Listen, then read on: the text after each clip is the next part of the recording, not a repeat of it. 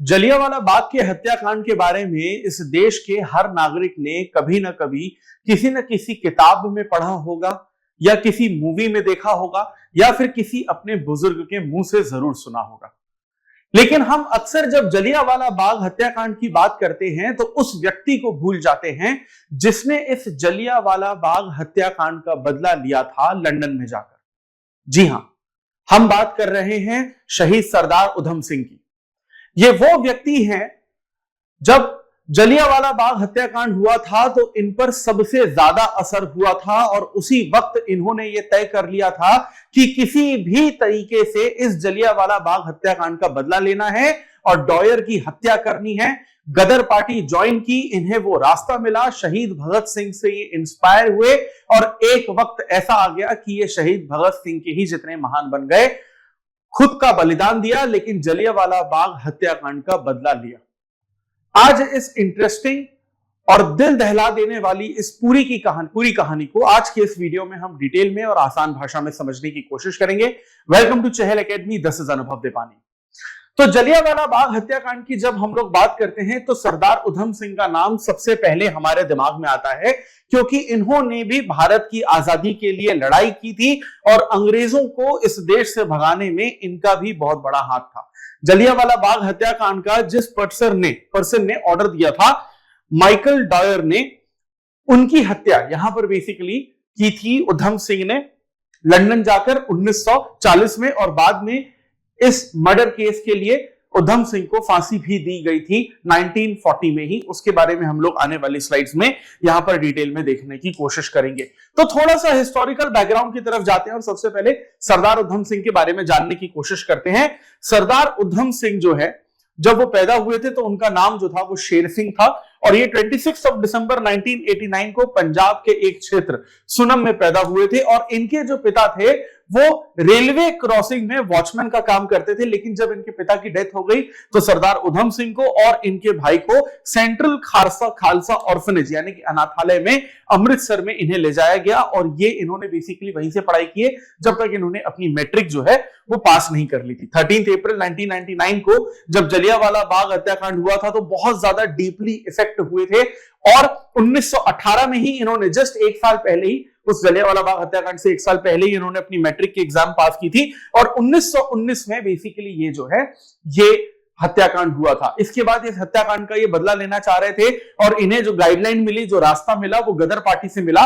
1924 में गदर पार्टी इन्होंने ज्वाइन की थी और गदर पार्टी बेसिकली इंडिया से ब्रिटिश रूल को पूरी तरीके से खत्म करना चाह रही थी। लेकिन 1927 में गदर पार्टी के लिए जब ये कुछ हथियार इकट्ठे कर रहे थे सरदार उधम सिंह, तो इलीगल वेपन्स रखने के जुर्म में इनको अरेस्ट कर लिया गया था और 5 साल की जो सजा है इनको बेसिकली यहां पर दे दी गई थी। अब सरदार उधम सिंह जिसको अपना आदर्श मानते थे, जिसको अपना आइडल मानते थे, वो थे शहीद भगत सिंह। और शहीद भगत सिंह की जो आइडियोलॉजी है उससे बहुत ज्यादा बेसिकली ये इंस्पायर थे और उन्हीं के रास्तों पर ये पूरी तरीके से चलना चाहते थे। यानी कि सरदार उधम सिंह के जीवन में हमें भगत सिंह का जितना रोल देखने को मिलता है उतना ही रोल हमें गदर पार्टी का भी देखने को मिलता है। इसीलिए सरदार उधम सिंह के जीवन को समझने के लिए हमें गदर पार्टी के बारे में भी थोड़ा बहुत समझना पड़ेगा। अब ये जो गदर पार्टी है, ये बेसिकली जो इंडियन रिवॉल्यूशनरिस्ट हैं, जो इंडिया से माइग्रेट कर गए थे, उनके द्वारा विदेशों में बनाई गई थी, फॉरेन कंट्री में स्टैब्लिश की गई थी और ब्रिटिश रूल को खत्म करना ही बेसिकली इसका मेन मोटिव था। अगर आप ये शब्द देखें गदर, इसका मतलब बेसिकली होता है रेबेलियन यानी कि बागी। अब ये जो गदर पार्टी है आपकी 1913 में यूनाइटेड स्टेट्स ऑफ अमेरिका में स्टैब्लिश की गई थी उन इंडियंस के द्वारा जो अमेरिका जाकर माइग्रेट हो गए थे, शिफ्ट हो गए थे।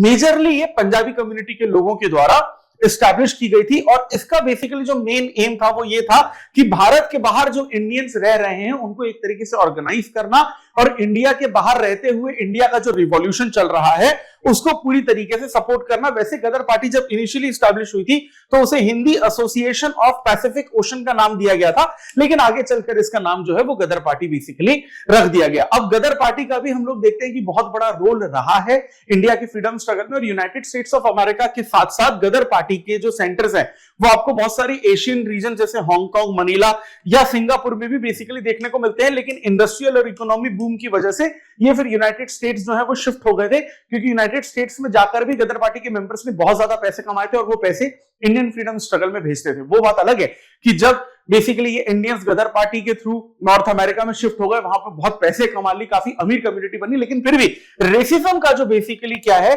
जो सामना है इन्हें करना पड़ा। नॉर्थ अमेरिका में जाकर इन्हें इक्वालिटी, समानता, इसका कंसेप्ट समझ में आया और यही कंसेप्ट इन्होंने भारत के लोगों को समझाने की कोशिश की कि अमेरिका में जिस तरीके से हर व्यक्ति को इक्वालिटी मिलती है, भारत में भी उस तरीके की इक्वालिटी होनी चाहिए। और गदर पार्टी की जब हम लोग बात करते हैं तो लाला हरदयाल और बाबा सोहन सिंह भाकना का यहां पर हमको बहुत बड़ा रोल देखने को मिलता है, क्योंकि इन्होंने ही बेसिकली इसकी फाउंडेशन डाली थी, रिवॉल्यूशन शुरू किया था और यही इसके प्रेसिडेंट भी बने थे आगे चलकर। अब वापस आते हैं हम लोग उधम सिंह की कहानी पर। तो 1919 का ये जो मैसेकर हुआ था, इसमें बेसिकली जिसमें सैकड़ों लोगों की जान गई थी।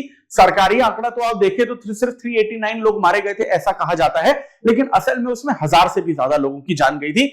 और ये उधम सिंह जो है गदर पार्टी जो है बेसिकली क्या है कि ज्वाइन कर लेते हैं। 1924 में ये अरेस्ट हो जाते हैं, जिसके बारे में अभी हम लोगों ने पिछली स्लाइड में बात की थी। और ये अलग अलग जगह के रिवॉल्यूशनरीज के साथ जो है उधम सिंह कंटिन्यूअसली इन्वॉल्व होते रहते हैं, इनकी ट्रेनिंग होती रहती है, इनकी आइडियोलॉजी जो है नेशनलिज्म की कंटिन्यूअसली और बढ़ती रहती है। और जब ये बहुत ज्यादा परिपक्व हो जाते हैं, मैच्योर हो जाते हैं, तब सरदार उधम सिंह ये डिसाइड करते हैं कि जलियांवाला बाग का हत्याकांड का जो बदला है वो इन्हें लेना है और डॉयर को ये मानना चाहते हैं। इनिशियल लेवल पर जो गदर पार्टी थी वो इनको इस चीज के लिए मना कर रही थी, क्योंकि गदर पार्टी ने कहा था कि हमें और भी आगे चलकर तुम्हारी बहुत ज्यादा मदद की जरूरत पड़ेगी, तुम लंदन जाकर डॉयर को मारोगे तो तुम्हें फांसी की सजा होगी, तुम नहीं बच पाओगे। लेकिन सरदार उधम सिंह ने किसी की भी बात नहीं सुनी और उसने कहा कि डॉयर को मारने के लिए, जलियांवाला बाग हत्याकांड का बदला लेने के लिए मैं अपना बलिदान देने के लिए भी यहां पर तैयार हूं।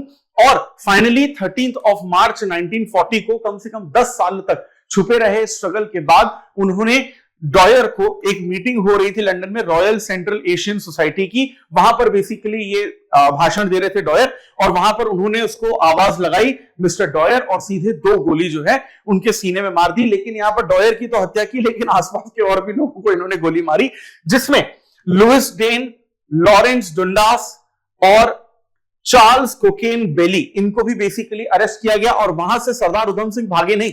प्लीज देखिए, यहां से ये आपको भगत सिंह की आइडियोलॉजी देखने को मिलती है। जब पार्लियामेंट में बम फोड़ने गए थे भगत सिंह बटुकेश्वर दत्त के साथ, तो उनका प्लान था कि भाई बम फोड़ना है, लेकिन फिर अरेस्ट होना है, सरेंडर होना है, कोर्ट में जाके अपनी बातें कहनी है। सेम आइडियोलॉजी सरदार उधम सिंह ने भी यहां पर अडॉप्ट की, गोली मारे। चाहते तो वो कम से कम भागने की कोशिश कर सकते थे, लेकिन वो नहीं भागे, कोर्ट में जाकर उनको अपनी बात कहनी थी। ये सोचकर ही आए थे कि बेसिकली क्या है कि मुझे अपनी बात कहनी है। अब वहीं के वहीं इनको अरेस्ट कर लिया गया। सरदार उधम सिंह को 21 जून 1940 को सेंट्रल क्रिमिनल कोर्ट में लंदन में इनके खिलाफ केस शुरू किया गया और इनको यहां पर फांसी की सजा दी गई। और फाइनली 31 जुलाई 1940 को हम लोग देखते हैं कि यहां पर सरदार उधम सिंह जो है उनको फांसी की सजा हो गई थी पेंटविल प्रिजन में।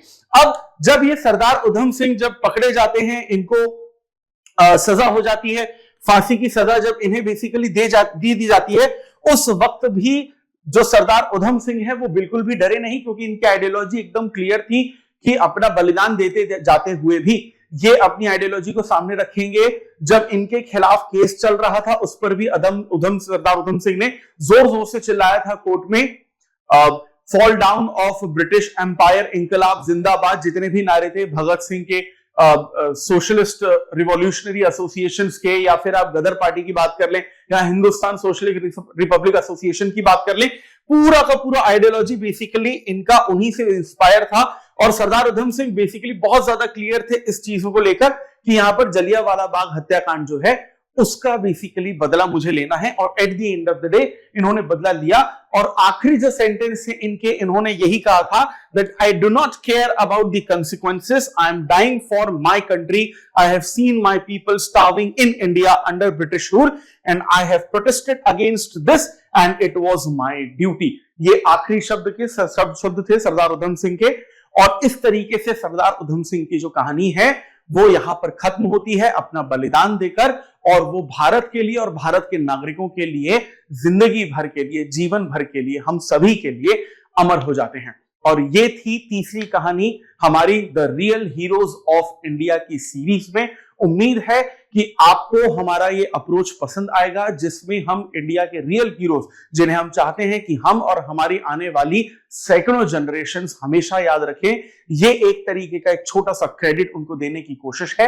अगर आपको ये सीरीज पसंद आ रही है हमारी, जिसमें हम अलग अलग हीरोज की बात कर रहे हैं, तो प्लीज हमारे साथ जुड़े रहिए। इस वीडियो को ज्यादा से ज्यादा लाइक और शेयर करिए, ताकि इन असली हीरो की कहानी देश के हर नागरिक तक पहुंच पाए। और कमेंट सेक्शन में जरूर बताइए कि अगले ऐसे कौन से रियल हीरो हैं इंडिया के, अनसंग हीरो, जिसके बारे में आप और ज्यादा डिटेल में जानना चाहते हैं।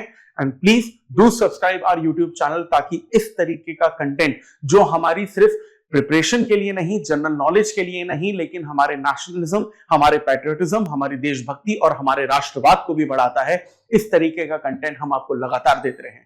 Thank you for this video. This is Anubhav Deepani signing off. I will see you in the next video. Thank you very much. जय हिंद।